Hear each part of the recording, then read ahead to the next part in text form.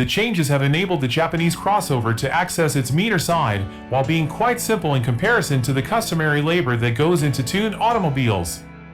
The concept was approved by Kelso-Nick, and it can be completed with a simple addition of new wheels and suspension.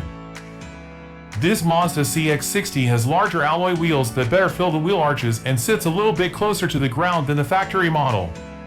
The multi-spoke design and black finish connect them together with the crossover's dark trim, which also includes the company insignia on the grille. Everything else on the vehicle, including the rear privacy windows, still has the standard red finish.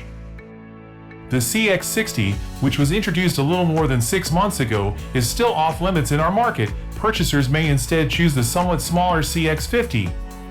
The Kodo design language, with its sculpted front, forceful rear end, and some distinctive interior elements like the sizable infotainment screen, digital gauges, and huge head-up display, makes the CX-60 easily recognized as a Mazda.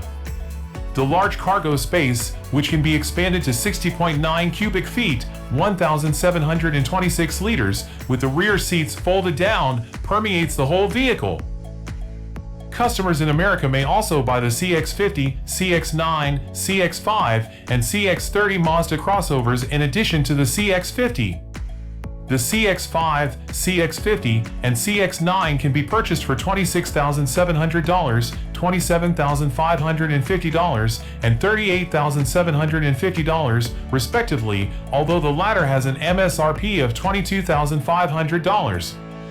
The Mazda 3 sedan and hatchback, which start at $21,150 and $23,500, respectively, and the MX-5 Miata and MX-5 Miata RF, with MSRPs of $27,650 and $35,350, respectively, round out the roster. Thank you for watching.